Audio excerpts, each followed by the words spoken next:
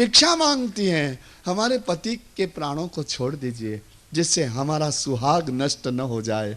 हम इतनी पत्नियां हैं उसकी, इसलिए हमारे कंगन और हमारा कुमकुम इसका हमें दान कर दीजिए, हमारा ही हमको दे दीजिए, आप इसको मारिए मत। इसको बराबर आपने दंड दे दिया है। इसे अपनी शक्ति का बड़ा अभिमान था, लेकिन आज आपने इसको पराजित किया। हम जान गए भगवंत, आप क्षमा कर दीजिए, क्योंकि आप दयालु भी तो हैं। इसके अपराधों की क्षमा के लिए हम आपसे याचना प्रार्थनाएं करती हैं, आप कृपा करिए हमारे सुहाग को छोड़ दीजिए। भगवान ने उसको छोड़ दिया तो इन नाग पत्नियों ने और चांदी के थाल में कमल के फूल सजा लिए। इन्होंने उसमें तो आरती सजा ली, और उन्होंने तो चंदन और कमल के पुष्पों की माला पहनाई और चंदन लगाया भगवान को, और उनकी आरती उतारी। नाग पत्नियों ने बड़ी भक्ति भाव से भगवान कृष्ण परमात्मा का पूजन किया। तब तो वो नाग भी, उसकी भी थोड़ी बेहोशी दूर हुई, इसलिए वो भी पास सामने आया और नम्र होकर के हाथ जोड़ करके खड़ा हो गया कि प्रभु हमारा क्या दोष है, दुस्त्यजो यम स्वभाव, हमें आपने विषैला बनाया ही क्यों? आप ही की तो सारी रचना है, आपने हमने इतना विषैला बनाया है, तो ये आपकी रचना है, हम क्या करें, हम अपने स्वभाव से परवश हैं, क्षमा करिए, कृपा करिए।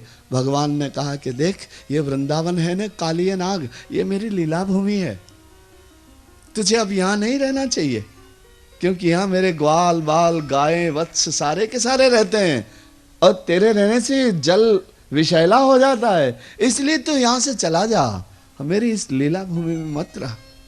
कालिए नाग ने कहा कि भगवान मुझे जरा गरुड़ जी से डरता हूं, इसलिए यहां रहता हूं, क्योंकि एक बार गरुड़ जी के और मेरे झगड़ा हो गया। मैं तो रमणक द्वीप का रहने वाला हूं, यहां का रहने वाला नहीं हूं, लेकिन वहां गरुड़ जी के और मेरे थोड़ा किसी बात के ऊपर जरा ऐसा हो गया, तो मैं डर के यहां आ गया हूं मैं। और यहां गरुड़ जी नहीं पधारते, क्योंकि ऋषि ने उनको श्राप दे रखा है यहां नहीं आने का, तो यहां वो नहीं आते, इसलिए उनके डर से छिपा रहता हूं। भगवान ने कहा कि तू अब फिर से अपने स्थान को चला जा। कि गरुड़ जी बोले वो अब तेरा कुछ नहीं करेंगे, क्योंकि तेरे मस्तक पर मेरे चरणों की छाप लग गई ना, मैं तेरे माथे पे नाचा, इसलिए मेरे पांव उनकी छाप तेरे मस्तक पर लग गई है, और मेरे चरणों की छाप को गरुड़ बराबर जानते हैं। जिसके मस्तक पर मेरे चरण होते हैं उसका गरुड़ कुछ नहीं करते।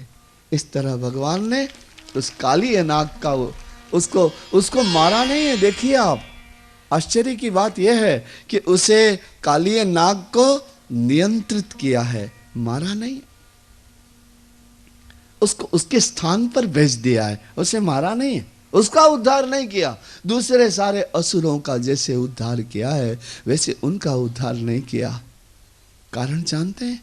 कारण यह है कि इस कथा में कालिए नाग का तो उसको उसका स्थान मिल गया, लेकिन हमारे भीतर भी एक सरोवर है मन, और वहां पर हमारा मन भी तो नाग जैसा ही जहरीला है, और हमारे मन के 100 मुंह हैं। आज कुछ बोलता है, कल कुछ बोलता है, परसों कुछ बोलता है। बचपन में माँ की छाती से चिपका रहता है, यौवन में पत्नी की छाती से चिपका रहता है। ये किसी एक का है ही नहीं, कभी इसको प्रेम करता है, कभी इसको प्रेम करता है, कभी उसको प्रेम करता है, कभी इसको अच्छा कहता है, जिसको अच्छा कहता है उसी को बुरा कहता है, जिसको बुरा कहता है उसी को अच्छा कहता है। ये 100 मुंह वाला मन है बेचारा, जहरीला भी बहुत है। काम क्रोध लोभ मोह का जहर भरा हुआ है।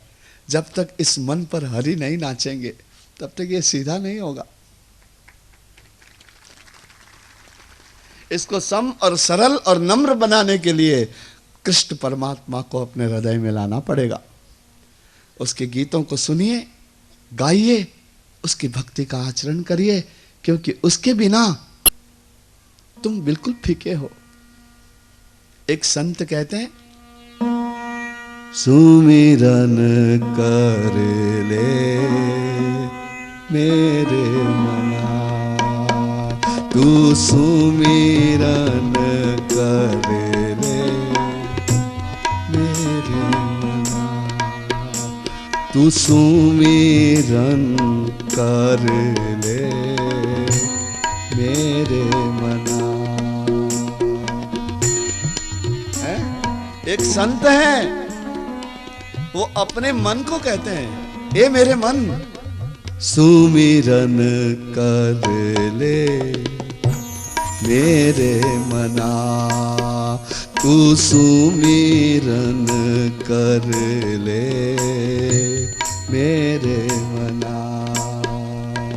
पंखी पंख बिना हस्ति दंत बिना नारी कंत बिना।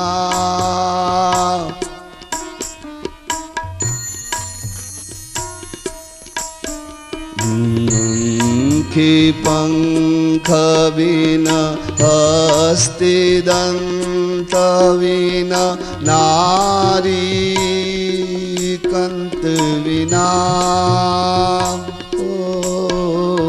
पंखी पंख बिना हस्ति दंत बिना नारी कंत बिना।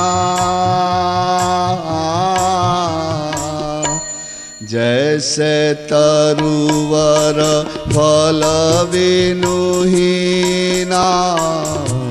जैसे तरुवर फल विनुहीना, तैसे प्राणी हरि नाम बिना। तू सुमिरन कर ले मेरे मना, तू सुमिरन कर ले मेरे मना। क्या बता रहे हैं, कैसे कहते हैं? आप ऐसी कल्पना कर सकते हैं, ऐसे पक्षी की कल्पना करिए जिसके पंख नहीं हो, दोनों काट डालो, फिर उस पक्षी का क्या होगा? वो आकाश से अलग हो जाएगा, अपनी गति छोड़ देगा, अपना विहार खो बैठेगा, अपना आनंद खो बैठेगा। और जिस हाथी के दांत नहीं होंगे, वो हाथी कितना भद्दा लगेगा, कुरूप लगेगा। और जिस स्त्री के कंत नहीं होगा, उस स्त्री के तो सफेद साड़ी होगी, उसके कंकु नहीं होगा, उसको कंकुम नहीं मिलेगा, उसके पास गहने नहीं होंगे, उसके पास कोई रंग नहीं होगा। जिस व्यक्ति के पास भक्ति नहीं है भगवान की, उसकी ऐसी दशा है, ऐसी दशा है। ऐसे पेड़ जैसा है वो व्यक्ति जिसके जीवन में कोई फल नहीं लगे। वृक्ष फल बिना का वृक्ष जैसे होता है, वैसा ही प्रेम और भक्ति, ये तो तुम्हारे जीवन के फल है। पंखी पंख बिना हस्ति दंत बिना नारी कंत बिना। पंखी पंख बिना हस्ति दंत बिना नारी कंत बिना। ऐसे तरुवर फल विनुहीना,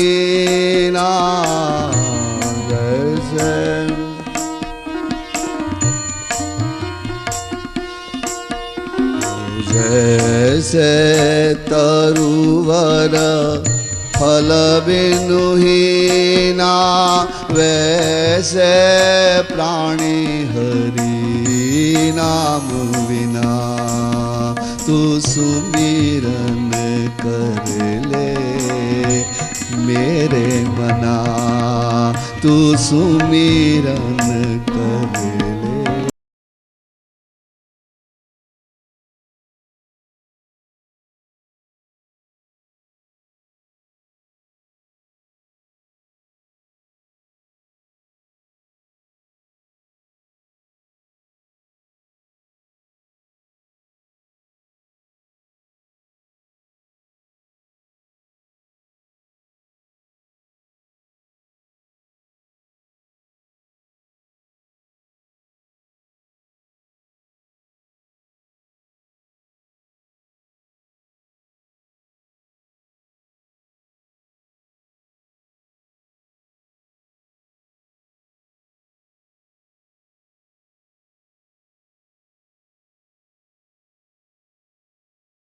अशोभनीय हो जाएगा तो सुंदर नहीं लगेगा। भक्ति सौंदर्य भी है, भक्त सुंदर भी होते हैं, आकर्षक होते हैं, प्रभावशाली होते हैं। प्रेम व्यक्ति को सुंदर बना देता है, स्वार्थ व्यक्ति को कुरूप बना देता है। तुमको तुम्हारा चेहरा थोड़ी दिखाई देता है, तुम कांच में देखते हो तो बना के देखते हो कैसा अच्छा लग रहा हूं। आदमी जब कांच में देखता है ना, आईने में देखता है ना, दर्पण में अपना मुंह देखता है ना, तो वो अपने मुंह को वैसा ही बना लेता है जैसा उसको अच्छा लगे दिखे। उस दर्पण का डायरेक्शन ऐसा ही रखता है वो, और खुद ऐसे ही खड़ा हो जाता है जहां से अच्छा दिखाई दे। लेकिन ये सच्चाई नहीं है, क्योंकि सारी दुनिया तुमको अनेक कोण से देख रही है, और तुम्हारा चेहरा और तुम्हारी आंखें, उसका रंग और तुम्हारा चलना बैठना उठना मापा जा रहा है बराबर। इसलिए तुम अशोभनीय लगते हो जब प्रेमहीन होते हो, भक्तिहीन होते हो, और तुम सुंदर लगने लगते हो जब तुम्हारे पास स्मरण होता है, जब तुम्हारे पास प्रेम होता है। और जैसे किसी युवती का कंठ, किसी नई उम्र वाली स्त्री, युवती जो अभी अभी किशोरी मिट के किसी की पत्नी बनी है, वो युवती बनी है और उसको कंठ मिला है, तो कंठ उसकी शोभा है, कंठ उसकी सुरक्षा है, कंठ उसका सहारा है। तो भक्ति सहारा देती है, सुरक्षा भी देती है, पापों से बचा लेती है ना। प्रेम पापों से बचा लेता है, इसलिए प्रेम एक सुरक्षा भी है और प्रेम एक फल भी है। अगर तुम्हारे पास भक्ति नहीं है, स्मरण नहीं है, प्रेम नहीं है, तो तुम्हारी दशा ऐसे वृक्ष जैसी है जिसके फल नहीं लगते। तो भक्ति एक फल भी है। फल किसे कहते हैं? परिणाम। रिजल्ट का नाम फल है, परिणाम है वो। संसार में कई ऐसे लोग हैं जिनके जीवन का कोई अर्थ नहीं निकलता, दौड़ दौड़ दौड़ दौड़ के थक जाते हैं। कब तक दौड़ेंगे? तुम्हारे पांव कुछ पता है तुमको? बहुत ज्यादा ताकत नहीं होती पांवों में। 50 साल, 60 साल, 70 साल, फिर। इसलिए इतना भरोसा मत करो अपनी इस चंचल बुद्धि का, चंचल मन का और इस प्रवाही चित्त का। इतना भरोसा मत करो, उसका भरोसा करो। वो तुम्हारी सुमिरन कर ले मेरे मना, सुमिरन कर ले मेरे मना, तू सुमिरन कर ले मेरे। पंखी पंख बिना हस्ति दंत बिना नारी कंत बिना, पंखी पंख बिना हस्ति दंत बिना नारी कंत बिना।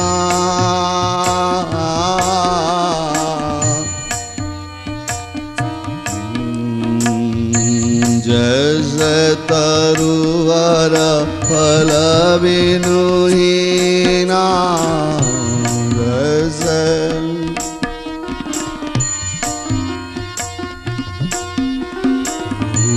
जैसे तरुवर फल बिनु हीना, वैसे प्राणी हरि नाम बिना। तू सुमिरन कर ले मेरे मना, तू सुमिरन कर मेरे मना तू सुमिरन कर ले, मेरे मना तू सुमिरन कर ले, मेरे मना। इनका नाम जानते हैं आप? इनका नाम सुखानंद है। ये सुख देते हैं हम सबको।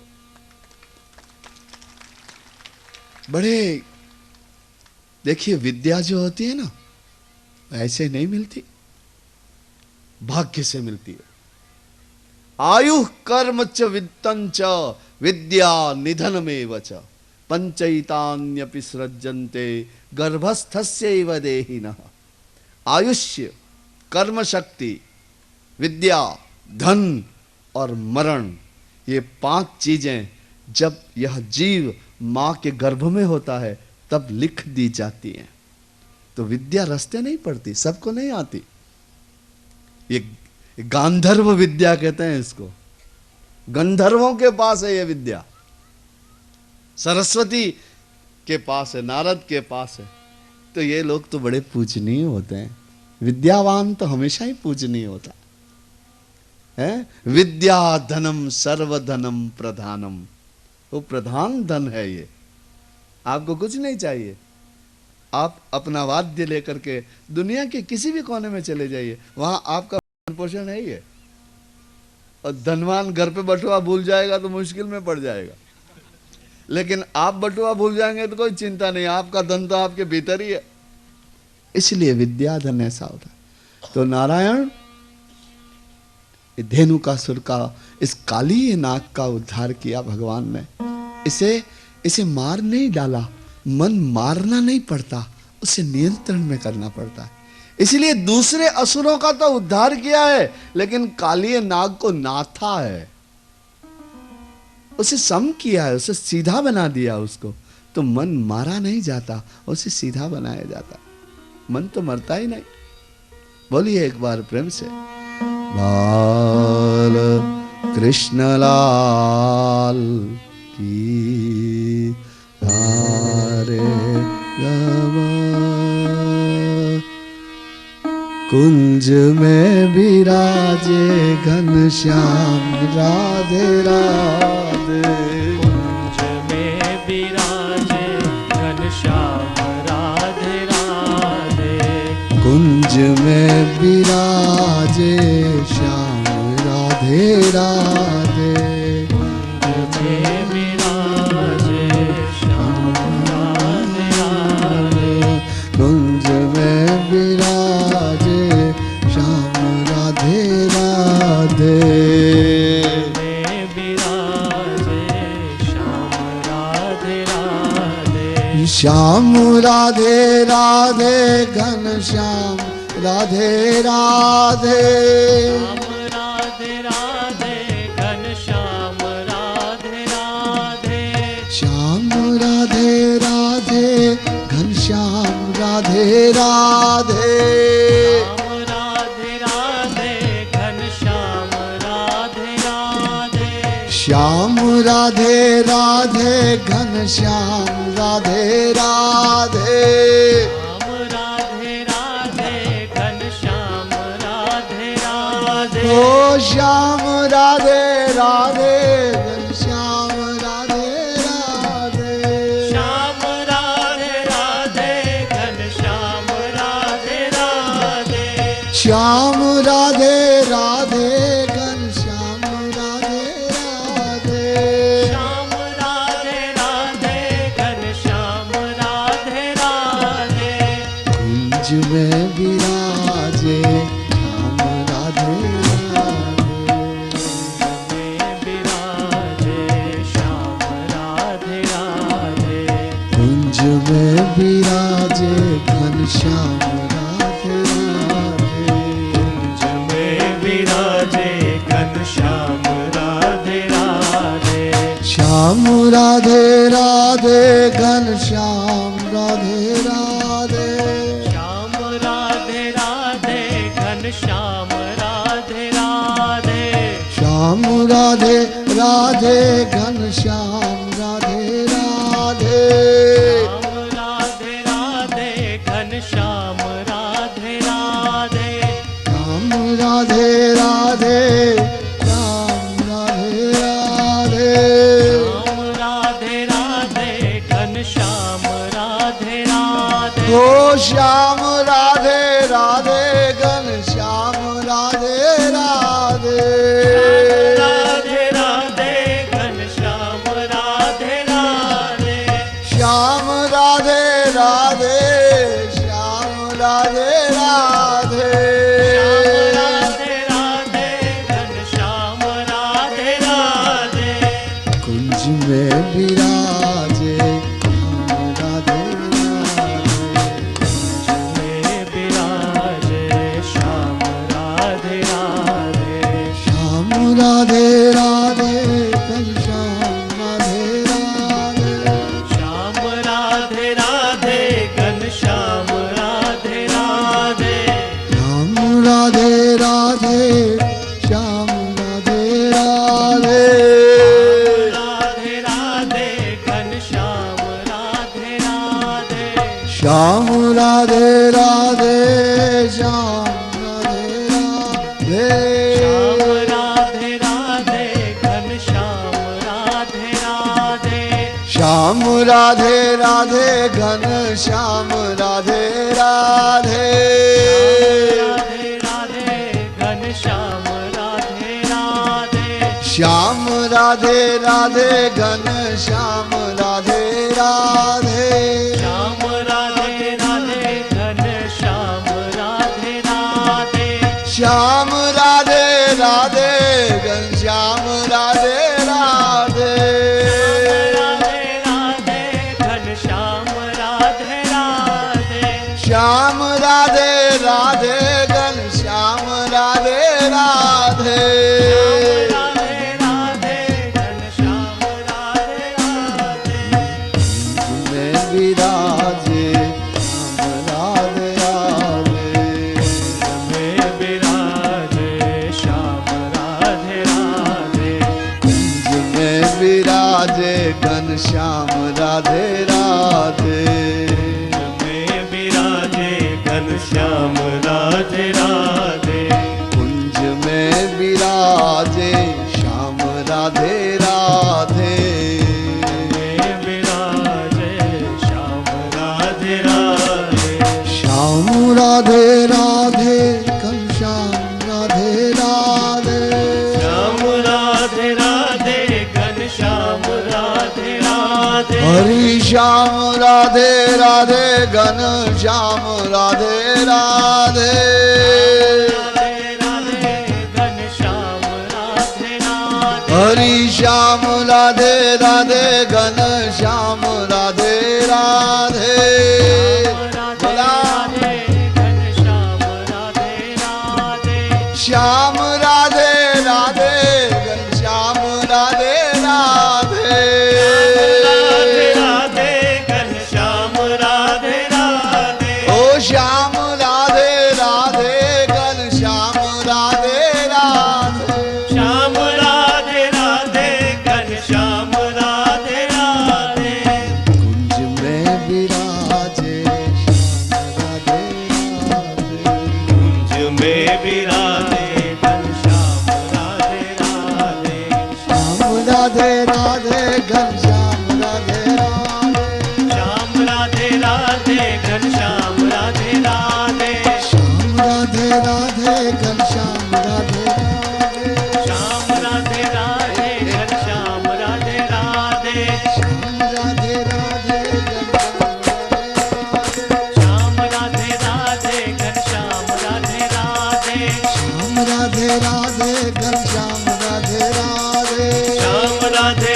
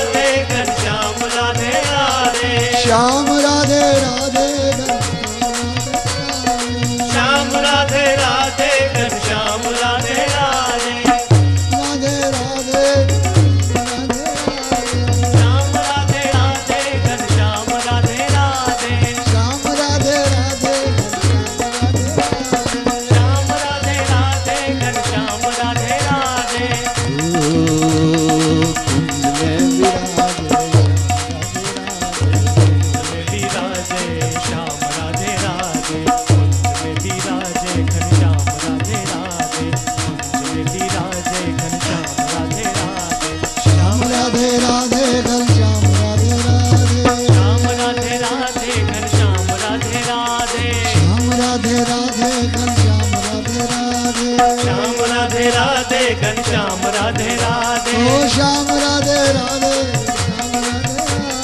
श्याम राधे राधे घनश्याम राधे राधे श्याम राधे राधे श्याम राधे राधे घनश्याम राधे राधे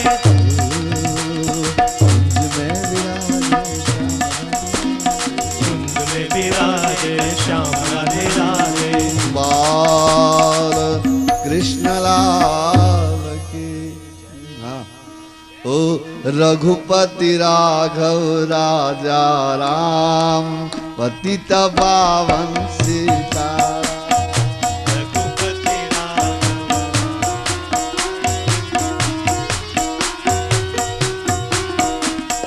रघुपति राघव राजा राम पतित पावन सीताराम। नहीं। अरे रघुपति राघव राजा राम पतित पावन सीताराम।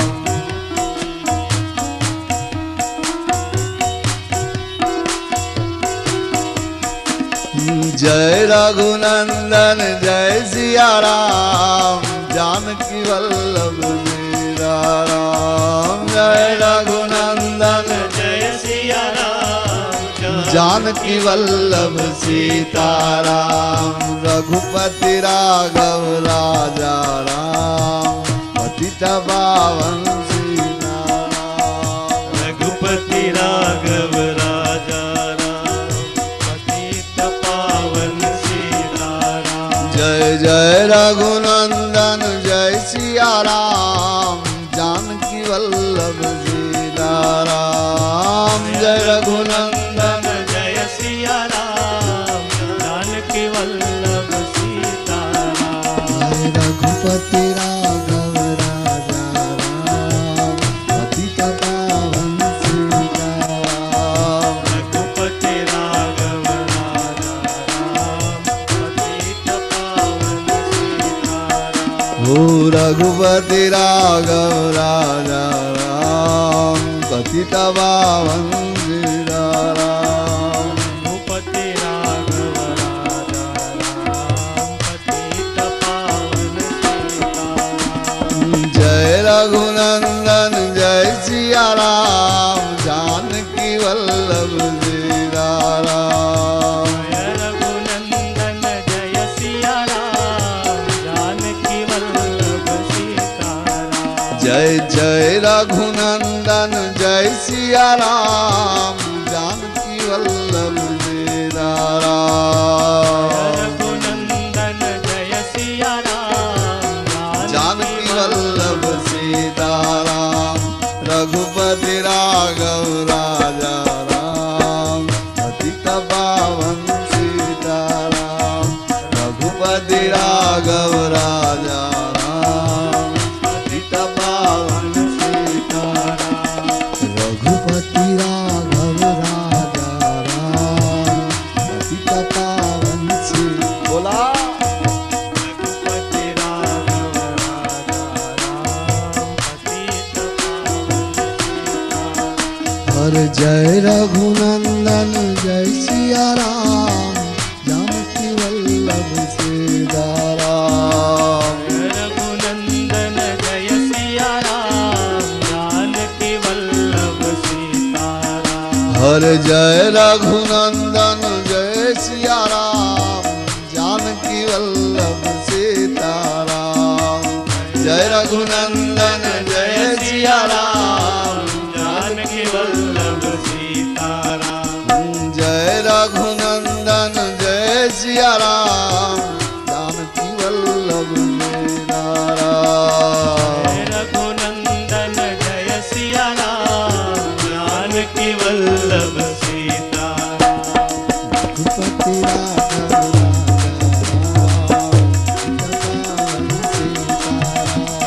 रघुपति राघव राजा राम पतित पावन सीताराम। हरे कौशल्या के प्यारे राम दशरथ राज दुलारे राम। कौशल्या के प्यारे राम दशरथ राज हरि कौशल्या के प्यारे राम, दशरथ राज दुलारे राम। कौशल्या के प्यारे राम, दशरथ राज दुलारे राम। हरि जय रघुनंदन जय सिया राम, जानकी वल्लभ सीता राम। जय रघुनंदन जय सिया राम, जानकी वल्लभ सीता राम।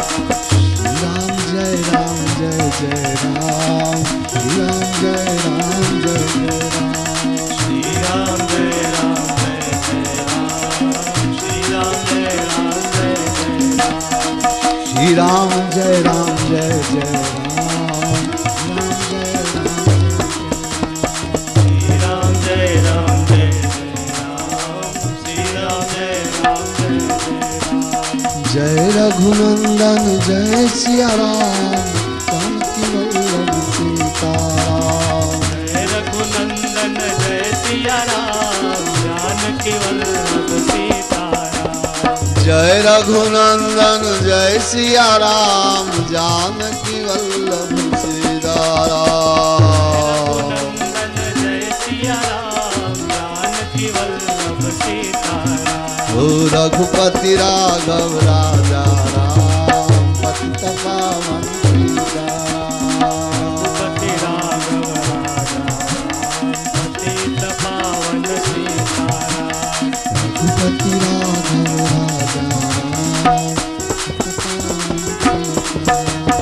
रघुपति राघव राजा राम, पतित पावन सीता राम। बाल कृष्ण लाल की जय, श्री यमुने महारानी की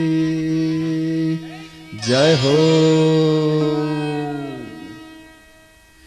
इस तरह मेरे भगवान ने काली नाग को ना था, काली नाग को ना था।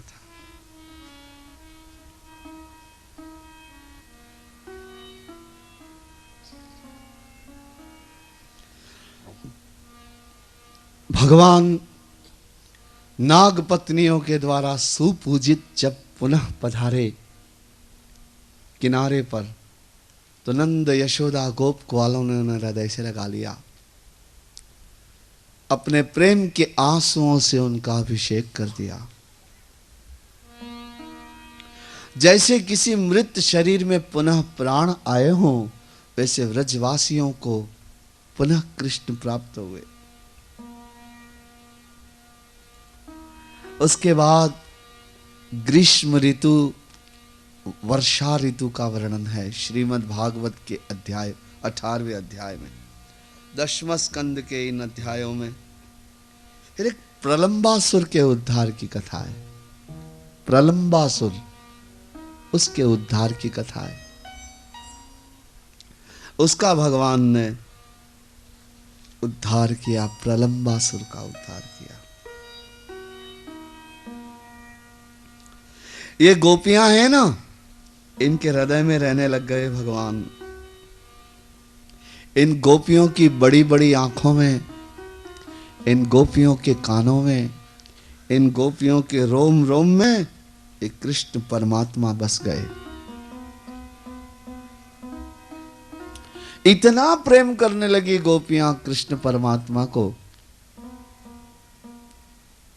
जितना वो अपने से भी नहीं करती थी। उनका जीवन का मंत्र ही यही बन गया। उनका सुख कृष्ण का गीत बन गया, उनका दुख कृष्ण का गीत बन गया, उनका जीवन कृष्ण का गीत बन गया, उनकी मृत्यु कृष्ण का गीत बन गई। भगवान के नाम उनका योग बन गया। उनकी जीव इस भगवान नामामृत में ही डूबी रहने लगी। सवेरे से शाम तक परमात्मा हो, कृष्ण हो कि ना हो, उनकी लीलाएं सुन सुन करके और उनकी कथाएं सुन सुन करके और उनके दर्शन कर करके इन गोपियों को प्रतिक्षण अपनी आंखों में कृष्ण की उपस्थिति अनुभव होने लगी। उन्हीं के ध्यान में रहने लगी, उन्हीं के चिंतन में रहने लगी, उन्हीं के विचारों में रहने लगी, उन्हीं को देखने लगी। जहां दिखें वहां वही दिखें, ऐसी कृष्ण प्रेम से भर गई। मैंने आपको एक दिन कहा था कि कृष्ण में 3 प्रकार की मधुरताएं हैं। एक तो है रूप माधुरी, और एक है वेणु माधुरी, और एक है लीला माधुरी। मेरे कृष्ण तो मधुर है ना। अधरम मधुरम, वदनम मधुरम, हसितम मधुरम, चलितम मधुरम, मधुराधिपते रखिलम मधुरम, गावो मधुरा, सब कुछ वीथी मधुरा, गोपी मधुरा, गावो मधुरा। कृष्ण के आसपास मधुरता का साम्राज्य। अच्छा, मधुरता किसे कहते हैं जानते हैं आप? मधुरता किस में देखी जाती है? देखिए, शहद में देखी जाती है। शहद का एक नाम मधु भी है। हाँ, शहद को संस्कृत में मधु कहते हैं। तो मधु जो ये शहद होता है ना, जानते हैं ना, शहद मधुमक्खियां छतों पे लगाती हैं, यही महाराष्ट्र में वही कहते हैं ना।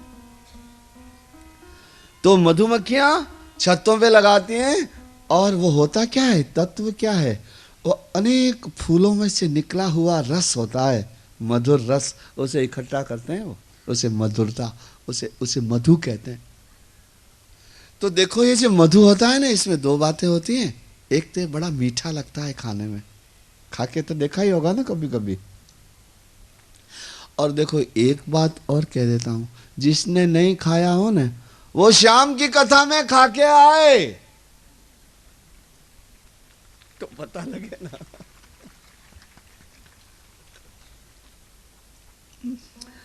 तो मधु जो होता है ना, वो मीठा लगता है।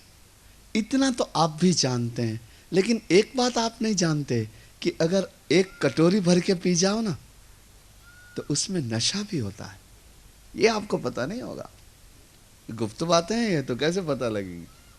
तो उसमें एक कप भर के अगर आपने मध चम्मच से पी लिया ना, तो देखिए आपको नशा सा आने लगेगा,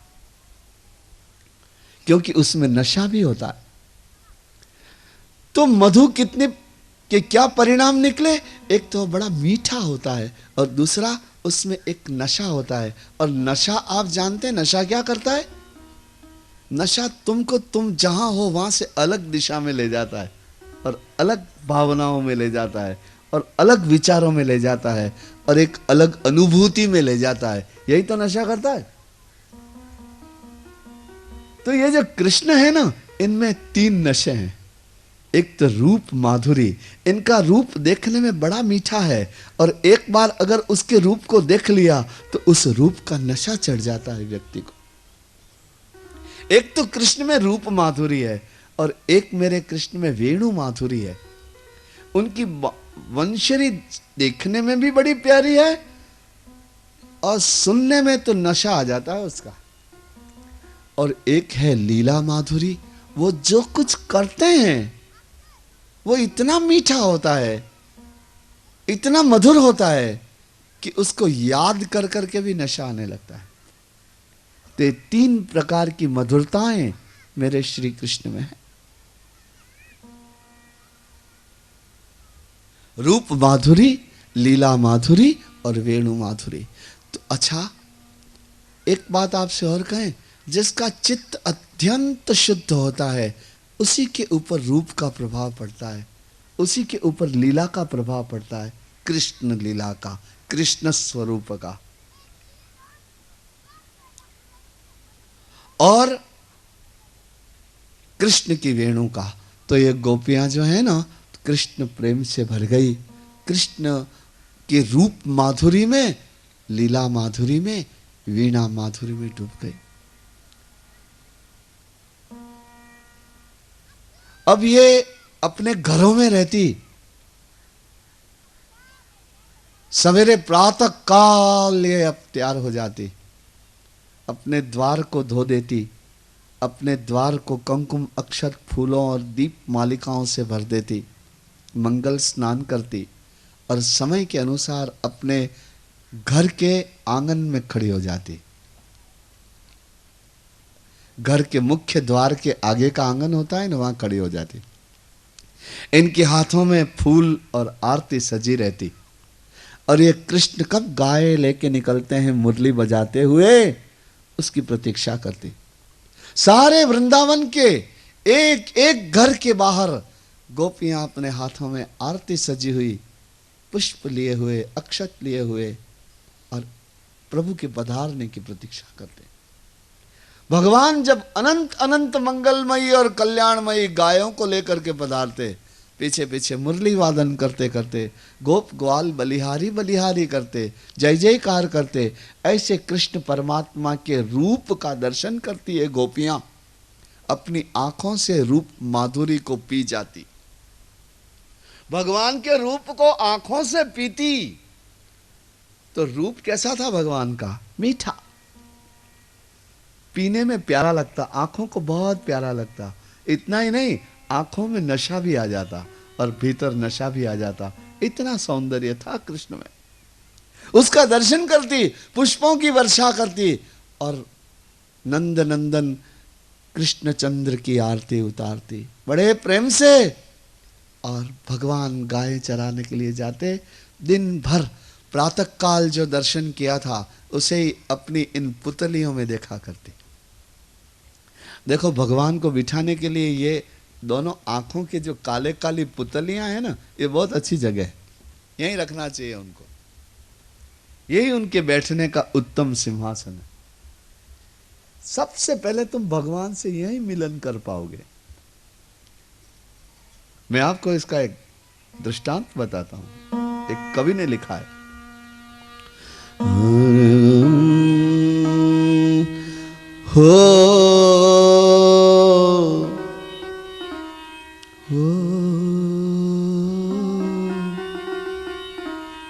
नैनों के करी कोठड़ी, मेरी आंखें क्या हैं? एक कक्ष, एक कमरा, एक रूम, कोठड़ी। ओ नैनों की कर कोठड़ी,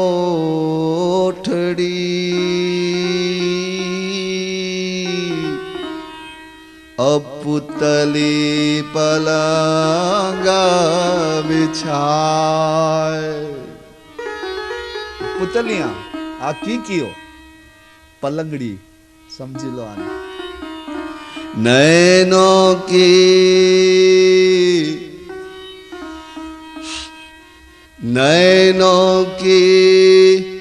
करी कोठड़ी,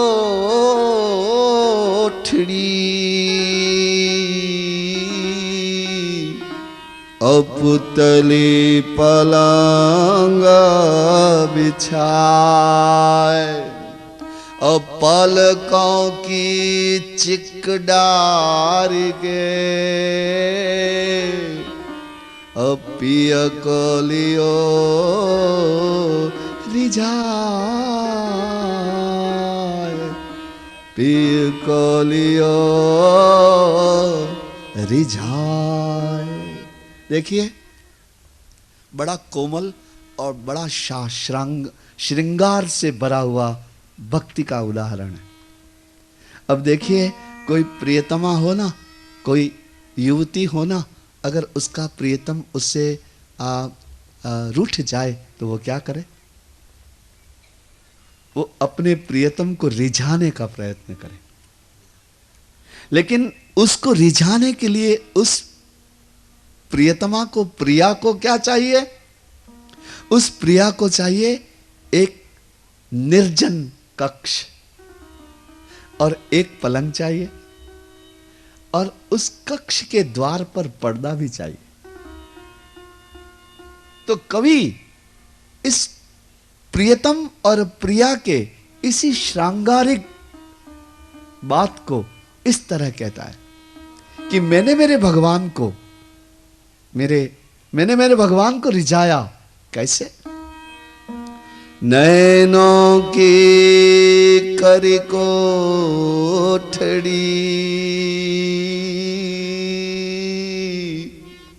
मैंने अपनी आंखों को ही कमरा बना लिया।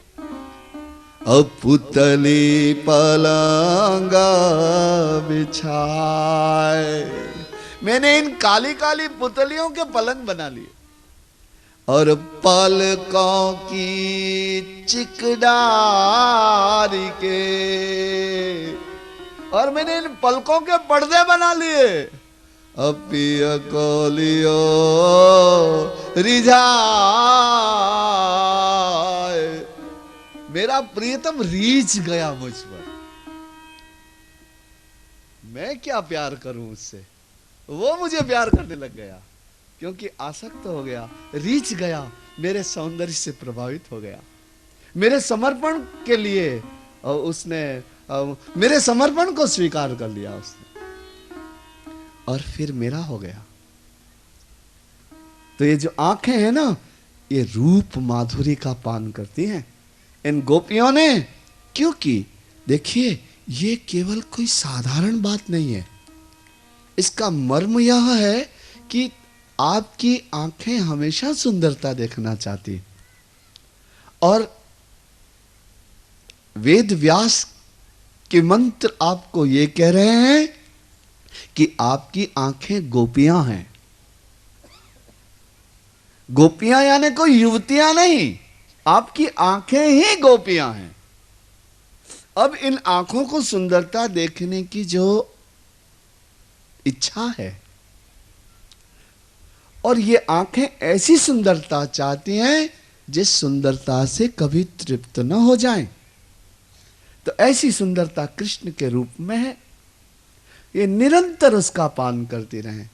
एक गोपियां गोभी ही इंद्रियई ही कृष्ण रसम पिबती थी गोपी। गोपियों के प्रेम में, प्रेम के लिए जो भी आवश्यक बात होती है वो सब गोपियों में है। प्रेम त्याग कर देता है, गोपियों ने भी त्याग कर दिया। प्रेम निर्लज्ज भी होता है, गोपियों ने भी लज्जा छोड़ दी। प्रेम समर्पित होता है, गोपियों ने भी अपना समर्पण कर दिया। प्रेम कुछ नहीं मांगता, गोपियों ने कृष्ण से कभी कुछ नहीं मांगा। प्रेम सेवा करता है, प्रेम अपना सब कुछ सेवा पे लगा देता है। यही किया ना गोपियों ने, क्या चाहा उन्होंने, कृष्ण से कभी कुछ मांगा क्या? तो ऐसी ये गोपियां कृष्ण प्रेम में मस्त हो गई।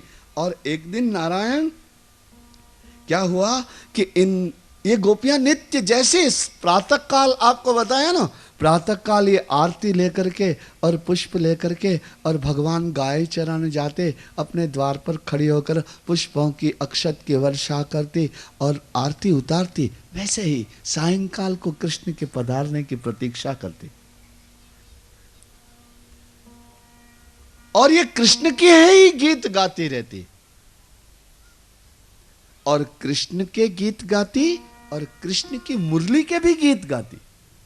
तो वैसा ही उन्होंने यहां एक गीत गाया है जिसे वेणु गीत कहा जाता है। भगवान की बांसुरी के लिए गीत गाया गया। तो आइए उसके कुछ मंत्र अपन पढ़ते हैं, क्योंकि उसका नाम वेणु गीत है श्रीमद् भागवत में। आइए, आपको पहले दर्शन करने पड़ेंगे तब गीत सुन सकोगे आप। आइए पहले दर्शन कर लेते हैं। सायंकाल का समय है और सूर्य नारायण धीरे धीरे पश्चिम दिशा के अंदर अस्त हो रहे हैं। लाल लाल हो गए हैं सूर्य, डूबता सूर्य लाल हो जाता है ना, तो लाल हो गए हैं। और इनकी किरणें भी कोमल हो गई हैं। डूबता सूर्य प्रखर नहीं होता, कोमल होता है। तो इनकी किरणें भी कोमल हो गई हैं। हरे भरे वृंदावन में इस गुलाबी गुलाबी सूर्य की किरणें बिछ गई हैं, फैल गई हैं। हरा भरा वृंदावन और सूर्य की किरणों में नहाया हुआ, डूबते सूर्य की किरणों में नहाया हुआ। अनंत अनंत गायों को चरा के भगवान अपने ग्वाल बाल के साथ वृंदावन में पधार रहे हैं। इसलिए उन गायों के चलने से जो धूल उड़ती है, जो रज उड़ती है, उस रज के जैसे छोटे छोटे बादल हो गए हैं। वृंदावन हरा भरा है, डूबते सूर्य की, गुलाबी सूर्य की कोमल किरणें बिछी हुई हैं, फैली हुई हैं, और उसमें यह गायों के पांव से उड़ने वाली धूल ने छोटे छोटे धूल के बादल बना दिए, मेघ बना दिए। आगे आगे अनंत अनंत गायें जो कल्याणमयी हैं, जो सुदर्शना हैं, मंगलमयी हैं, क्योंकि वो प्रभु के पास रहती हैं। जो प्रभु के पास रहता है ना, उसके शरीर का आकार भी बदल जाता है। तो ये गायें अनंत अनंत आगे आगे आ रही हैं, पीछे पीछे भगवान कृष्ण, और भगवान कृष्ण परमात्मा के पीछे कोटि कोटि अनंत अनंत ग्वाल बाल हैं। अब गायों और गोप ग्वालों के बीच में चलते हुए भगवान कैसे लग रहे हैं, देखिए। बर्हा पीड़म नटवर वपु कर्णयो कर्णिकारम बिभ्रदवास कनककपिशं वैजयन्तीं चमलां रन्ध्रां वेणोरधरसुदया पूरयन् गोपवृन्दैर्वृन्दारण्यं स्वपदरमणे वृंदारण्यम स्वपदरमणं प्राविशद गीत कीर्ति। भगवान वृंदावन में प्रवेश कर रहे हैं। आगे आगे गायें हैं, पीछे पीछे गोप ग्वाल हैं। बरहा पीड़म, उन्होंने मोर मुकुट पहन रखा है। नटवर वपुहु, जैसे कोई वेश धारण करने वाला वेश बनाता है ना, वैसे नटवर बने हुए हैं। कर्णयो कर्णिकारम, उन्होंने अपने की तरह चमक रहा है। उन्होंने अपने गले में वैजयंती माला पहन रखी है। रंध्रान वेणोरधर सुदया, उस मुरली के छिद्र में अपने होठों का अमृत उंडेल रहे हैं। रंध्रान वेणोरधर सुदया पूरयन् गोपवृन्दैर् वृन्दारण्यं स्वपदरमणं प्राविशद गीत कीर्ति। जिनकी मुरली ने वातावरण को स्तंभित कर दिया है, नशीला बना दिया है। इन गायों की आंखें मुरली सुन करके छोटी छोटी हो गई हैं। इन गोप ग्वालों के मुखमंडल पर रक्त अधिक उभर आया है।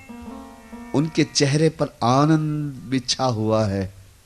इनकी आंखें हंस रही हैं, आंखें आनंदित हैं, मुखमंडल आनंदित है, और कंठ आनंदित है, और अंग अंग आनंदित है।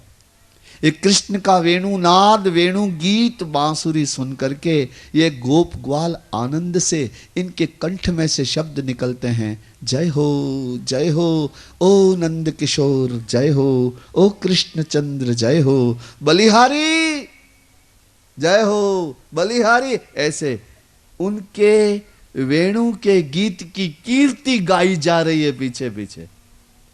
ऐसे गीत कीर्ति वृंदारण्यम स्वपद रमणम प्राविशत, वृंदावन में पधार रहे हैं। ऐसे सायंकाल के समय में ये गोपियां अपने अपने द्वार पर खड़ी होकर के हाथ में आरती सजा करके एक गायें चरा के आने वाले कृष्ण परमात्मा के दर्शन के लिए प्रतीक्षा में खड़ी हैं। वहां इन गोपियों ने अपने कान में मुरली की ध्वनि सुनी, क्योंकि कृष्ण से पहले तो मुरली की ध्वनि आ जाती है ना वृंदावन में। इसलिए इन्होंने जैसे ही मुरली की ध्वनि सुनी, इनको रोमांच हो गया, इनका रोम रोम आनंद से भर गया, इनका हृदय पिघल गया, इनकी आंखों में हर्ष, और हर्ष के साथ साथ थोड़ा थोड़ा पानी भी आ गया, और वे प्रसन्न होकर के एक दूसरे को भगवान की मुरली के विषय में कहने लगी। एक गोपी बोली, सुनती हो?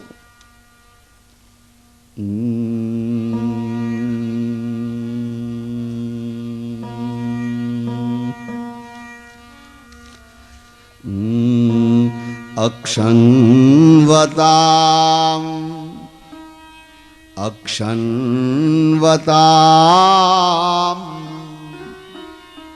अक्षन्वतां फलमिदं न परं विदामः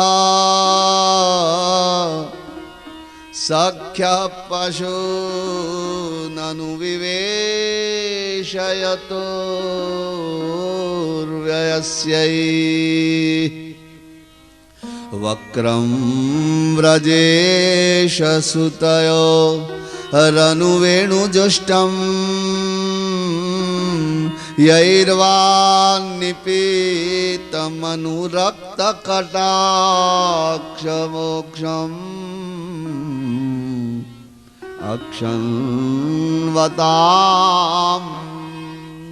वो गोपियों के समूह गोपियों की भीड़ कृष्ण की बांसुरी सुन करके, वेणु गीत सुन करके आनंदित हो गई और एक दूसरे को कहने लगी, सखी सुनती हो, ये हमको जो आंखें मिली है ना, इसका सबसे उत्तम दृश्य इन आंखों के लिए एक ही हो सकता है कि जब ये नंदनंदन अपनी ग्रीवा थोड़ी टेढ़ी करके आधी आधी आंखें खुली और आधी आधी आंखें बंद रख के जब मुरली बजाते हैं और मुरली बजाते बजाते किसी समय हमको देखते हैं, वो जो उस समय का जो उनका मुखमंडल है वो इन आंखों के लिए सर्वोत्तम दृश्य है।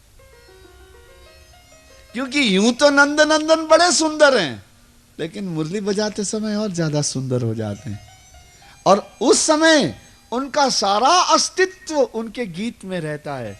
लेकिन उस समय वो जरा आंख खोल के हमको देखते हैं तो उनका मुखमंडल जितना प्यारा लगता है, उससे सुंदर दृश्य हमारी आंखों के लिए कोई दूसरा नहीं हो सकता।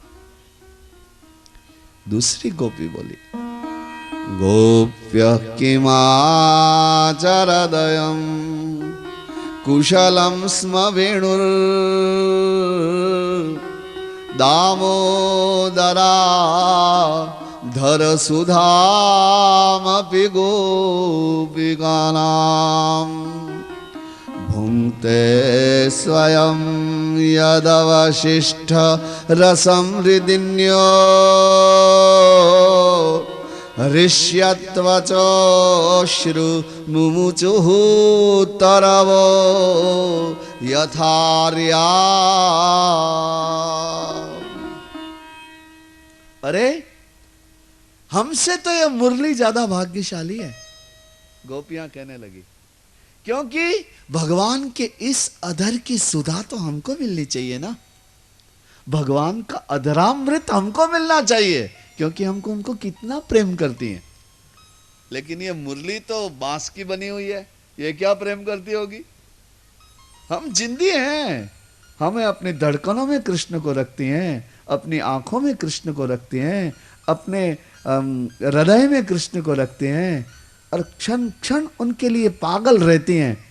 तो हमको ये अधरामृत मिलना चाहिए, वो इस मुरली को मिलता है। इस मुरली ने कौन से पुण्य किए होंगे? और देखो एक दूसरी बात और भी है कि ये मुरली जब भगवान अपने होठों से लगाए रहते हैं तो वृक्ष है ना वृंदावन के, ये कितनी मस्ती से झूमते हैं और कितना आनंद मना रहे हैं वृक्ष। क्यों? इसलिए कि ये वृक्ष जानते हैं कि यह जो मुरली है ये हमारे वंश की है। इन मुरली का वंश क्या है? कहां उत्पन्न होते हैं? बांस, जंगल में। तो ये जंगल सारा ही प्रसन्न है, वो सोचता है कि हमारे वंश की यह कन्या भगवान को कितनी प्यारी हो गई, इसलिए वृक्ष बड़े प्रसन्न है। एक और गोपी बोली, वृंदावनम सखी भुवो वितनोति कीर्तिम यद्देवकी सुतपदाम्बुजलब्ध लक्ष्मी गोविंद वेणुमनमत् गोविंद वेणुमनुमात्तमयूर नित्यम प्रेक्षादृशान्व परतान्य समस्त सत्वम। एक गोपी ने कहा कि देखो देखो, ये वृंदावन हमारा है ना, ये तीनों ही लोक में इसका यश फैल गया, इस छोटे से वन का। नहीं तो इस त्रिलोकी में ये छोटा सा वन कौन याद रखता। इस वृंदावन का तीनों ही लोकों में जो यश और कीर्ति, इसका नाम हो गया वृंदावन का, इसका एक ही कारण है कि ये देवकी पुत्र नंदनंदन, इसने अपने चरणों को इस भूमि के ऊपर रख दिया। इनके चरण आने से ये वृंदावन तीनों ही लोक में यशस्वी बन गया। और ये भगवान कृष्ण की मुरली सुनने के लिए, वंशी सुनने के लिए देखो दूर दूर पहाड़ों पर ये मुरली को सुनते हुए मयूर भी नृत्य करते हैं। अरे सखी, हमारे ऊपर ही नहीं, ये मुरली सभी के ऊपर अपना प्रभाव, अपना जादू बिखेर देती है। एक दूसरी ने कहा कि वो देख, वो हिरण तो देख, ए धन्यास्म मूढ़,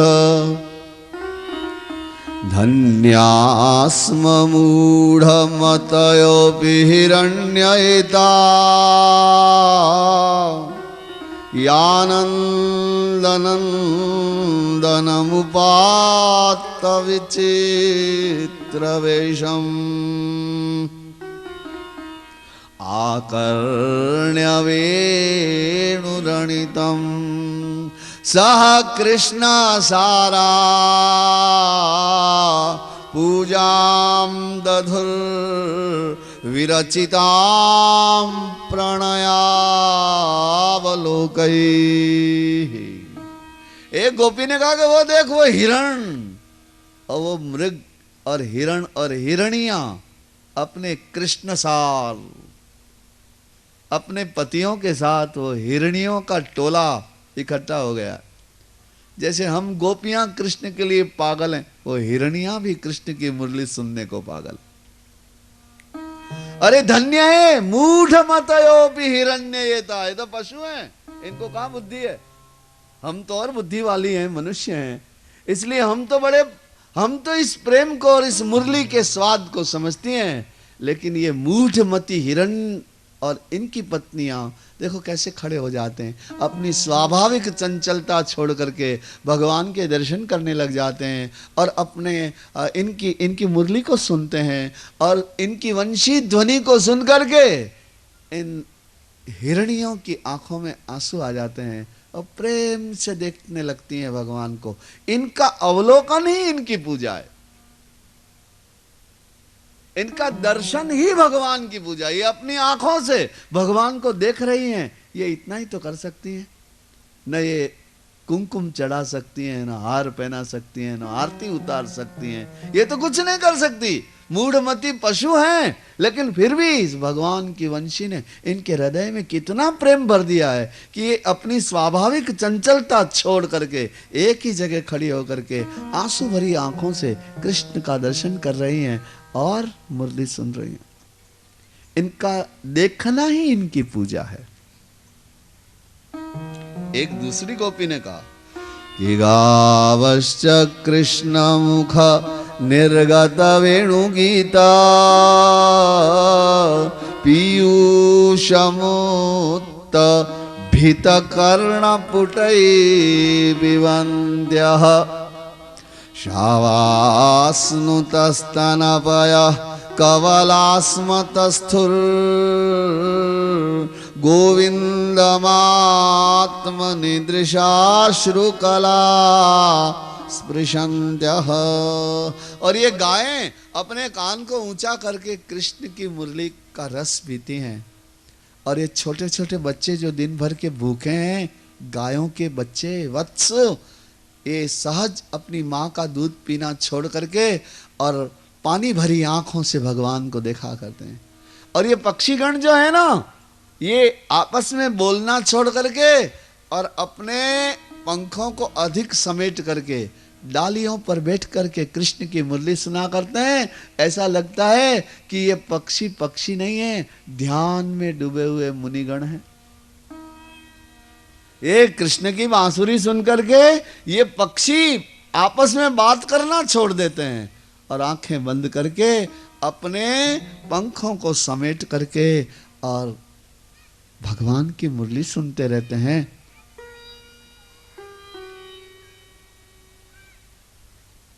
ऐसा लगता है कि ये पक्षी पक्षी नहीं है, पर ये मुनिगण हैं।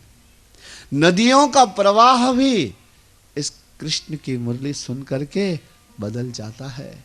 इस तरह इन गोपियों ने सुंदर गीत गाया है, वेणु गीत इसका नाम है। देखिए, तुम भी एक बांसुरी हो।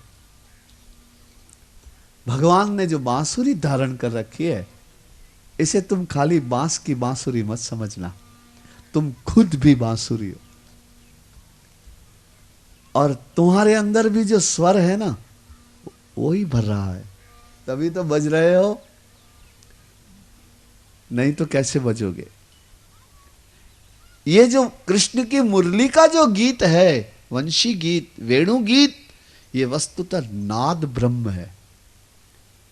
एक नाद है, स्वर, वो कैसा व्यापक है, हवा की तरह।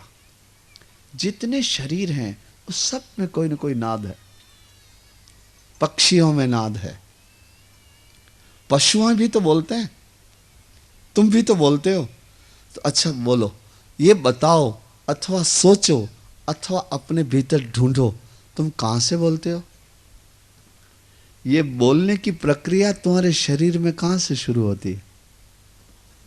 राम अगर हम बोलते हैं तो ये रार, आवाज और अक्षर और शरीर में कहां से पैदा होते हैं, ये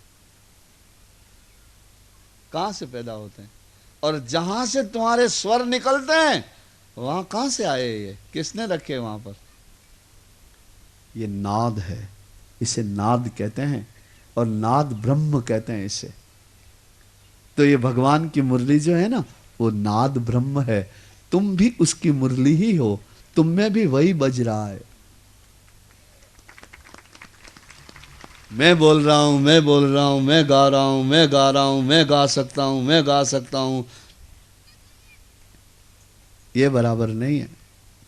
तुम्हारे अंदर होने वाली ध्वनि उसी के अधरों की फूंक है। जैसे बंसी में बंसी वादक जैसे फूंक भरता है, वैसे तुम्हारे भीतर भी